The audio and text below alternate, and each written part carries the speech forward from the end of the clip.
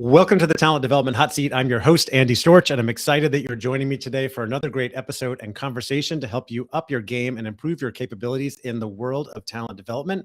And today we are talking about leadership and leadership development because, as we all know, leadership development is a huge and persistent topic in the talent development world right now because we know leaders are the key to unlocking performance inside organizations, but too many leaders are feeling pressure because the world is moving faster than most of us were built to handle. I'm sure that all of you are feeling that just like I am as well.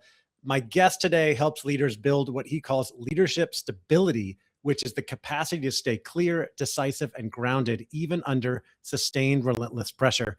He has advised executives at companies like Cisco, FedEx, and Workday, and his new book, Neuro Resilient Leader, the internal operating system for leading at the speed of change, coming out on May 5th, with a key message that you can't scale what you haven't regulated. So welcome, Angus Nelson. Great to be here, Andy. I thank you for that warm welcome. That was fantastic. I'm really excited to talk to leaders today because, like you said, the market volatility, the global complexity, all the things that are happening are affecting us under the surface on an emotional, psychological level. And it's showing up with all sorts of reactivity. People are overly sensitive and people are full of uncertainty and fear. So this is a very relevant talk for today. I'm feeling it. I'm seeing it, talking with lots of people. There's all the changes that are going on, and then just a ton of uncertainty out there in the marketplace right now with what the future holds, how AI is changing everything. But I want to start with a question about leaders and high-performing leaders. I know that you work with a lot of high-performing leaders, and you wrote this book specifically for them. Why do so many high-performing leaders feel stuck right now when there seem to be a lot of great opportunities and a lot of things changing, but you say a lot of people really feel stuck? Yeah, because what happens is what used to work doesn't work anymore. And when you built your entire career on the level of audacity and verve, the level of tenacity, that drive got you so far. And then you got to a point where your nervous system was maxing out. And what is happening is so many leaders are trying to do what they've always done, and that is press the gas pedal harder. And they're not taking time to let the engine cool, to be able to navigate themselves in a way that takes the pressure, and instead of operating from a place of urgency, skepticism, even some level of scarcity, they're putting themselves at risk of burnout instead of understanding that the level of change and demand that is upon them is actually an invitation to do it differently. And what if you could let go of what you've always known to be and instead open your hand to take hold of something new? Because that's what's before us. Everything before us is new. It feels scary. It feels intimidating. However, it is the new normal. And so instead of fighting it, how do you find ways to shift your identity to allow yourself to yield to the opportunity and to become who you need to be for this next season? I mean, that shifting identity is a big deal for a lot of people. As you know, I speak in a lot of organizations about personal brand, which is tied to identity as well.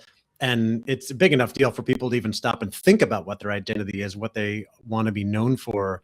But to start to shift that identity as things are shifting in the market is a big deal. So how do you get people to start thinking about that and to be able to make that shift? Besides buying my book, I would tell you there are opportunities for you to understand that your brain's a supercomputer. It's what's made you who you are. Everything that you've experienced, the schools you've gone to, the companies you've worked for, they've all prepared you. They were the tuition you paid to get to where you are now. And where you want to go to next requires a different level of education, if you will. And so if you think about your brain as kind of this supercomputer, it takes all of the inputs of the things that you've experienced in the past or the things you're currently doing, even as early as this morning. You're listening to conversations or podcasts or watching YouTube videos or reading a book. And all of those are inputs. In addition, you're watching news, the media. You're listening to people at work over the water fountain, if you will. You're listening to people complain, and all that is also feeding the computer. And if you've surrounded yourself with negativity, criticism, skepticism, if you've put all of that into your supercomputer and you match that with your past and any of the shame, trauma, letdowns, failures, second guessing, all of that starts to capitulate within the computer. And now your supercomputer wants to validate the data by its external experience. And so it will seek to attract or create the relationships, experiences, or opportunities that match the belief within your supercomputer. That's the data. So you're operating on a operating system that's from the past. And just like any computer, it's time to upgrade the software. And so you change the inputs. What you're listening to has to change. You have to stop listening to a lot of the negativity, a lot of the fear mongering, a lot of the agitation, if you will, because media is built on algorithms to agitate, because it plays to your most primal, like amygdala, fight, flight, and fear. And so if you continue to listen to that, it will keep you in a state of fight, flight, and fear. And so this becomes that neuro system that we have, our neurological system, now experiences change, now looks at artificial intelligence and disruption and technology shifts, and now some of the power struggles that are happening in our geopolitical world. And all it does is go to fear. It goes to fight, flight, or freeze. And so you have to retrain how you're perceiving the change. Now, instead of seeing it as a threat, understanding it's an invitation, seeing it as an opportunity, seeing it as the possibility. Yeah, I've learned a lot over the years that when we face these challenges and this uncertainty, there's so much power in reframing it as an opportunity if we can, or try to see the opportunity in it. Even if it is a challenging situation, we know that a lot of uncertainty, layoffs, all these things that are happening creates that. Angus, talent development professionals, which I work with and who listen to this show, are spending a lot of time building leadership development programs, leadership competency frameworks, which include things like skills, behaviors, emotional intelligence models. Skills-based organizations is becoming a big thing. I know you talk in this book a lot about nervous system regulation. So I'm curious, where does that fit in? And why do you think it's been largely missed from the past conversations? I think it's because people perceive it as more of a soft skill. If you look at a lot of the diagnosis of, different personality profiles, you can see different contexts for each one. Say the DISC profile. This is how I operate best. I look at maybe perhaps Myers-Briggs, the 16 personalities, and now I see this is how I process my world, process information. Or I look at, say, the Colby A index, and now this is how I'm a quick starter. I'm a high information. Like, these are all contextual, but they're not emotional, psychological, and identity based. And so the closest that I've come is the Enneagram, where you can look at someone's emotional response to the things that cause them to either rise up because of a response or to shut down. And in light of what is happening in the world, we have to understand that the nervous system is that thing that's causing all the reactivity within our communication styles. Someone who is operating under a lot of stress, a lot of pressure, you're trying to reach quarterly goals that are, quite frankly, unrealistic. But you've got to match whatever the words were by whoever higher up said that this is the way it was going to happen. And you may be looking at a sinking ship saying, man, there's no way we're going to turn this around. And that person is understanding that this could have implications to my career or my role, my position. It might threaten my ability to get a raise, to get elevated within, leadership.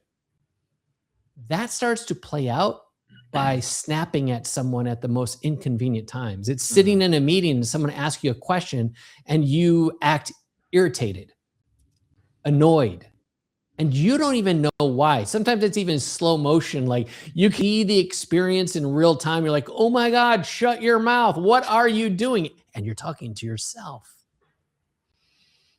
That is your nervous system unregulated.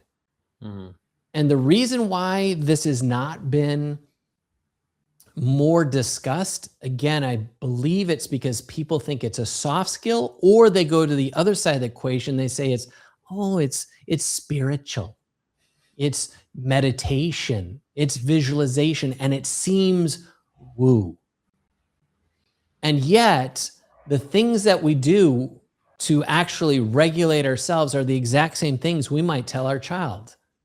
Like, pause, take a breath, take a beat.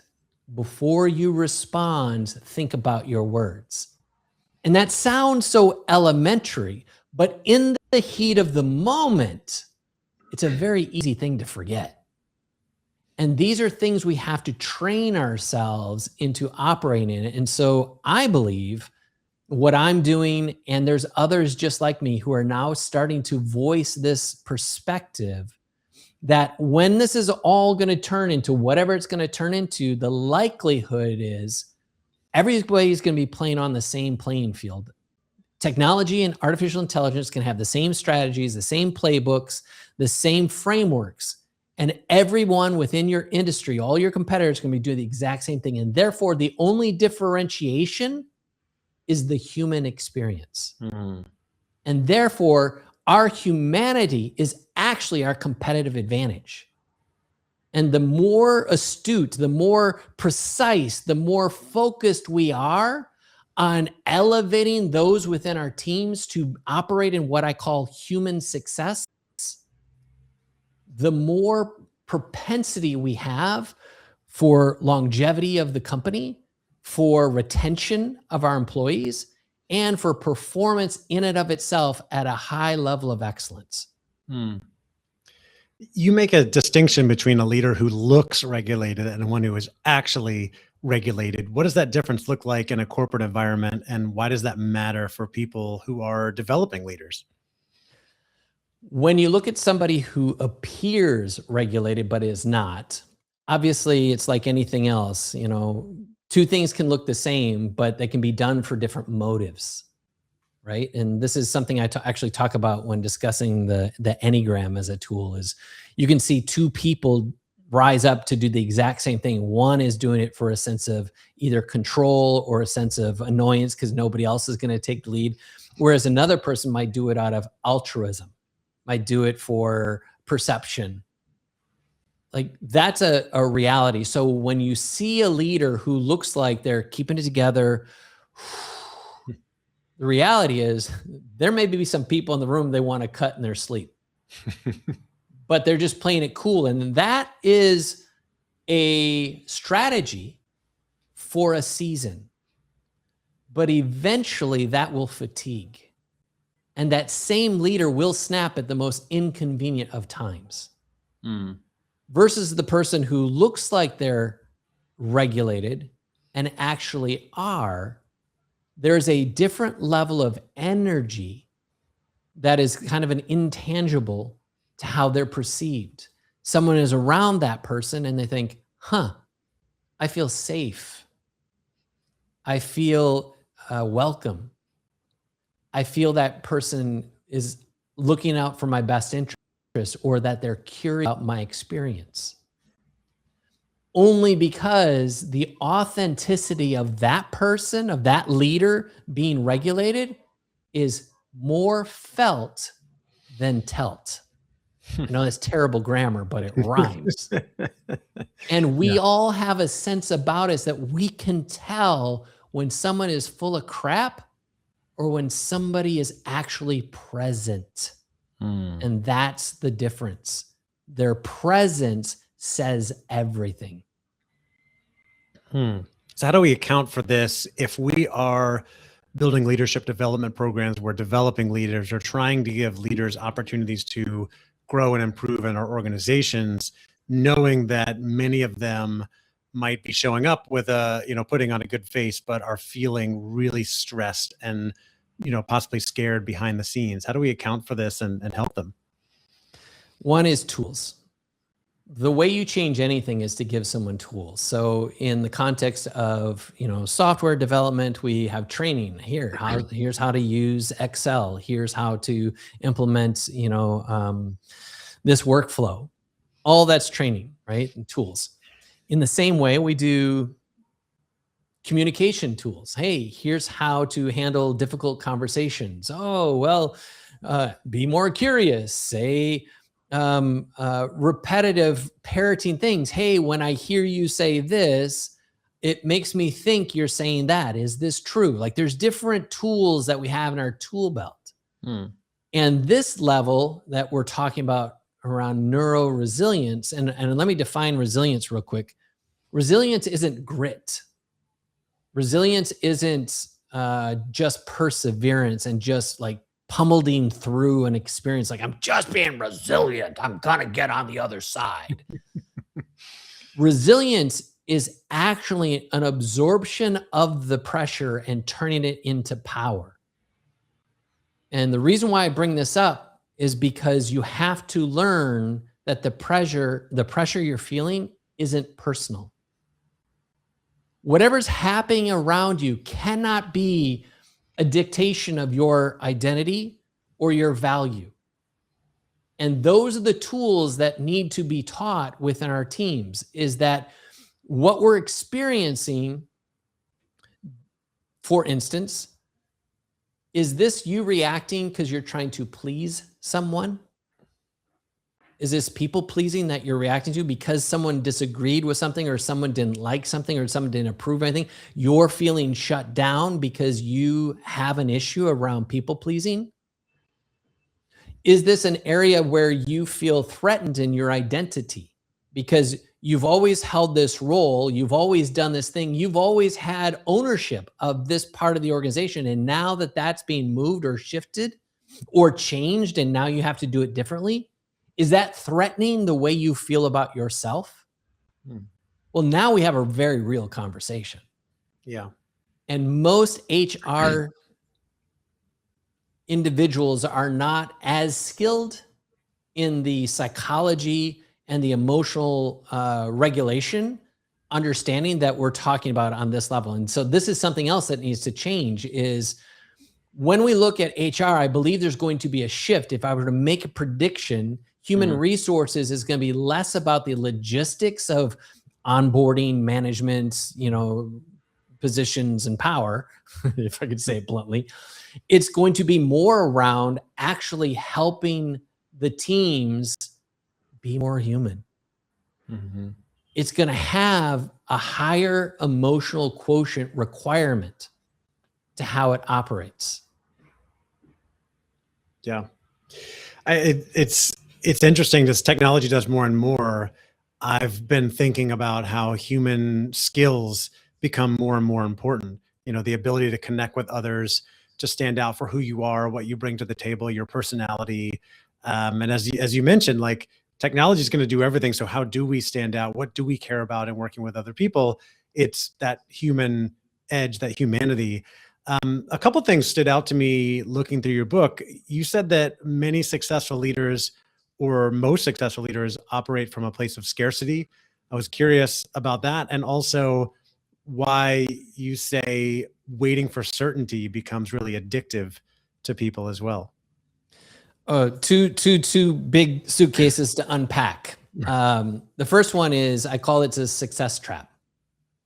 I opened the book with a success trap because, kind of like as we started this conversation, what used to work doesn't work anymore. And so we build up our career. We have some wins on the board. It comes with, a journey of sorts. And then we get to a certain point that we thought when we got to this point that we would be or feel different.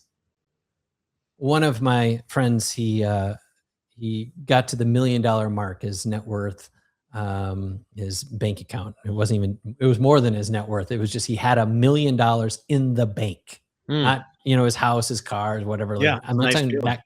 He had $1 million in the bank.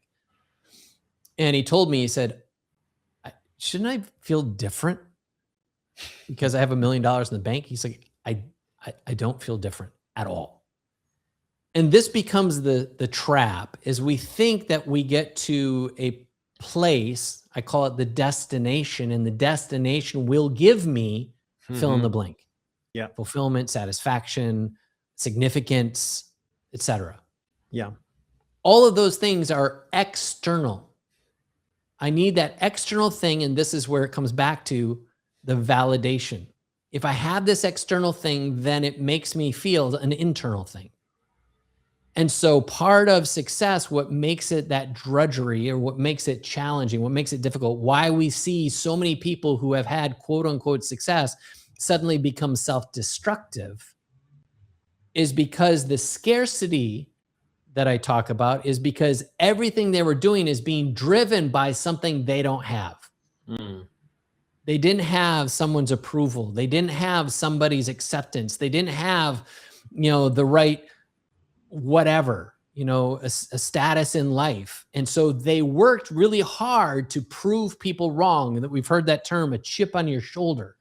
Others had a drive because they had a capacity for something, and they chased that talent and skill, thinking that if they honed that skill, that eventually they would arrive at the thing, whatever that is, whatever they defined. And once they got to wherever that destination is, they felt wildly disappointed. And so this level of success is not based on a destination, it's based on a direction. I'm pointing towards a certain thing, and that thing requires a certain bit of me.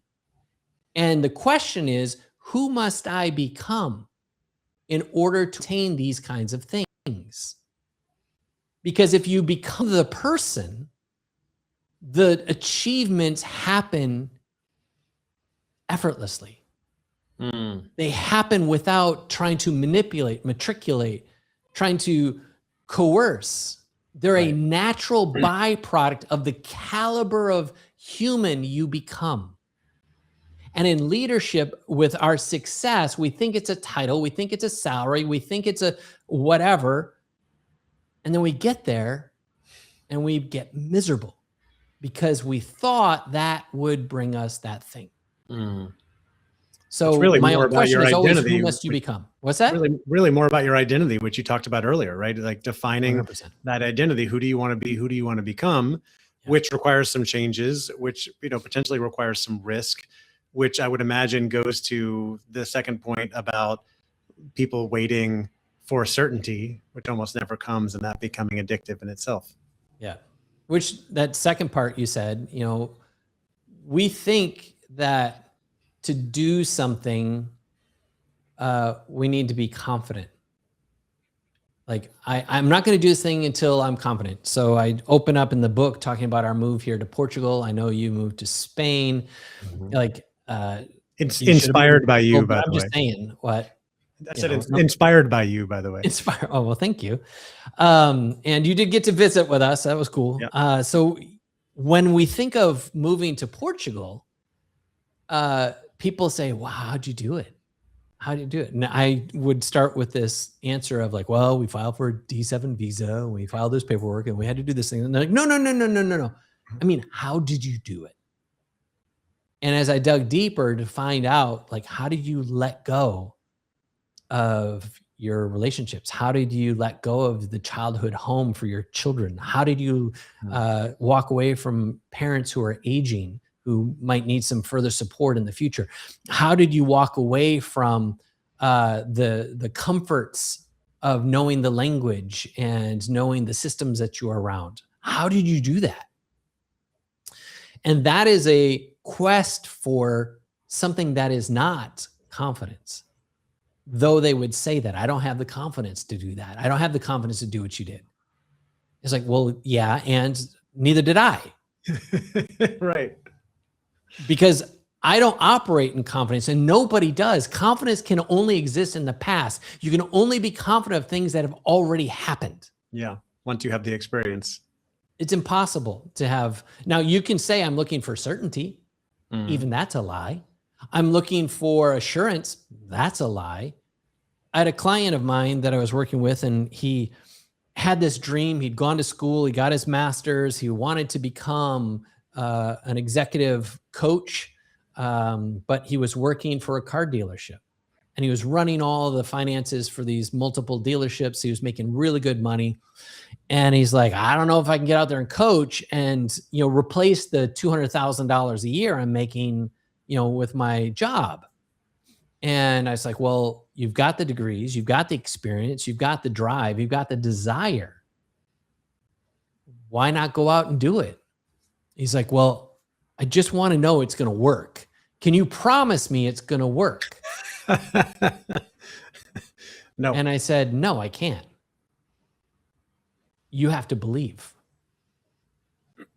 And that becomes a different layer. And again, this is where people think it's woo, or people think it's, soft skill. It's like there is a level of belief you have to have in yourself that I can figure this out. I don't know how I'm going to do it. I don't know how it's going to unfold. I don't even know if it's going to go the way that I think it will. But I'm going to be just fine no matter how it plays out. And that's what people need. That's what you walk into when you understand this neuro-resilient mindset, is you start to embody a level of belief and identity that becomes bulletproof, because it's not based on external, it's completely based on internal knowing. And that's the whole point of the book. You talk in the book about a 10-minute daily practice that can rewire leadership performance. I'm thinking about L&D professionals, talent development professionals who are supporting leaders, building leadership development programs. Maybe you can explain that daily practice and how can we bring that into an organization to support leaders and help them improve performance? Well, as we were just talking about before we came on this call, I was busy building on Claude a brand new system. I just connected all the dots and all the different platforms. And I'm not a coder. Claude's just magic in how you can just drag and drop, a screenshot and say, I don't know what's going on. Fix this. Yes. And that tool in and of itself, I built for this question is because, as I stated, most people don't know how to actually operate or implement these kinds of methodologies. So I wanted to make it easy. And so I built 365 days worth of content on what I call this 10-minute leaders mission, which is a manifesto I have in the middle of the book, is to get 10 million leaders to spend 10 minutes a day to become a 10.0 version of themselves. Ooh, nice. Because this is the rub. We put so much junk into our heads all day long. And as I said, that's your supercomputer. You are indoctrinating yourself with all sorts of negativity, with all sorts of agitation. And our brains are like meaning mongers. They want to put meaning on everything. And they just typically put the worst meaning to everything that happens. Everything becomes worst case scenario. Everybody thinks it's going to fall apart. And you start thinking it's going to be the worst case. Or what if you just spent 10 minutes a day to bring light and life into your world, where you spoke to your reality about who you truly are? Not from a place of necessarily devotion or faith or something like that, even though those things can be powerful and are true. This is about reprogramming the identity of how you see you. And so it takes you through a philosophy shift And I've customized the front end of this that you actually speak a narrative over yourself to that powerful self, reminding yourself who you actually are. Because the truth is, most of us have just forgotten. We look in the mirror and we're full of self-doubt. We're challenged by decision making. And then we try like acquiesce. Is that the right word? I don't know if I said that right. My vocabulary is a little shoddy. We trust somebody else to make a decision for us when we say, hey, what do you think? What do you think? What do you think? And I call that decision insurance because we stop trusting ourselves. And we have layers of things that prove we've forgotten who we are. We did not get to this place that we're at by luck. We actually are pretty talented. We are really like phenomenal creatures. That high performance nature of us, that ability to learn and to adapt and to apply got us to this place right here, right now. And if we don't stop and remember how powerful of a mofo you really are, you're never going to be able to step into the future because you're constantly going to be thinking like, I'm not where I thought I'd be. I'm not what that person is. I'm not. And you'll start to discount yourself. Instead, what if you just spend 10 minutes a day to remind yourself that you are exactly where you need to be. And you are being prepared and given permission to step into what's next. And so the second half of it is actually applying what pragmatic elements of that nature, where each day is devoted to, say, a breath exercise or EFT tapping or a visualization. And it's taking the intellect, the knowledge, which is part of the C3 protocol, which is the core framework within the book. The C3 protocol covers the cognitive, the somatic, and the behavioral. And so what that looks like is giving yourself the clarity of who I am and what I'm about and what I'm building. The second piece is the capacity, the ability to hold that. And that is a physical body, an embodiment of who I am so that I can handle the pressure. And as the pressure comes, it actually helps me expand. It helps me step into expansion and excellence. And that pressure is turned into something to serve me. It's here for me. It's not happening to me. And then that last piece is now the behavior changes completely. The way I show up becomes magnetic. The way I show up inspires those around me to be more than what they already are.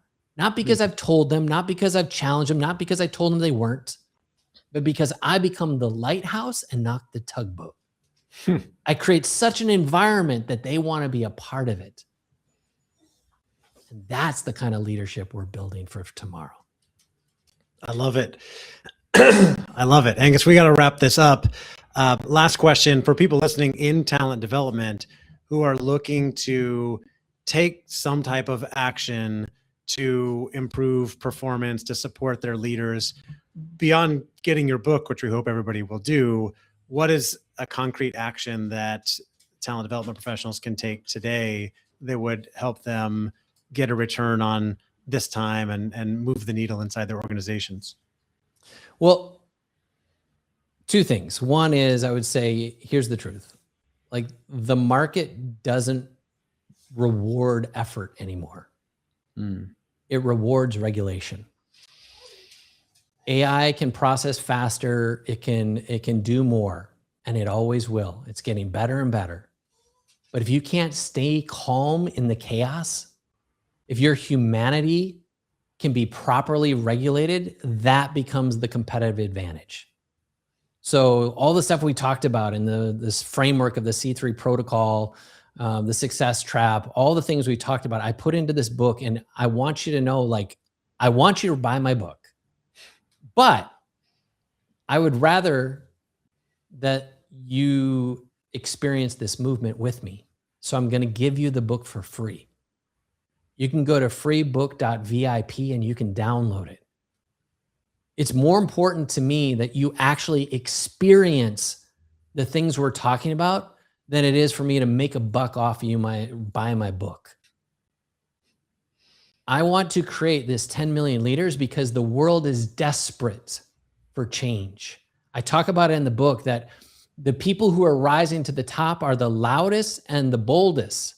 That doesn't mean they're the best. Mm-hmm. There's a vacuum of people who are asserting power that are not actually the powerful. The actual powerful people are sitting quiet, trying to please people, doubting themselves, and wondering when their opportunity is going to come because they're afraid to give themselves permission. And this book will help you give yourself permission. Confidence is not going to come first. The stability does. And once that stability is installed, everything compounds and the world becomes a different place. Powerful. The book is called Neuro Resilient Leader, the internal operating system for leading at the speed of change. Angus, for anybody that wants to get in touch with you, get a copy of the book, get a free copy of the book, where should they go? Freebook.vip is the place to get the book. If you want in touch with me, find me on LinkedIn, Angus Nelson, on almost all of the social channels. Love it. Well, Angus, I appreciate you coming on and sharing. You and I have been friends for many years now. I have long admired you and the work that you do, and it's so exciting to see you come out with this book that I know is going to be helpful for so many people. So I'm excited to get this out into the world, to get my hands on a physical copy soon, and looking forward to staying in touch and talking more soon. Awesome. Me too, Andy. Can't wait to share a caipirinha together. All right, buddy. Take care. See ya.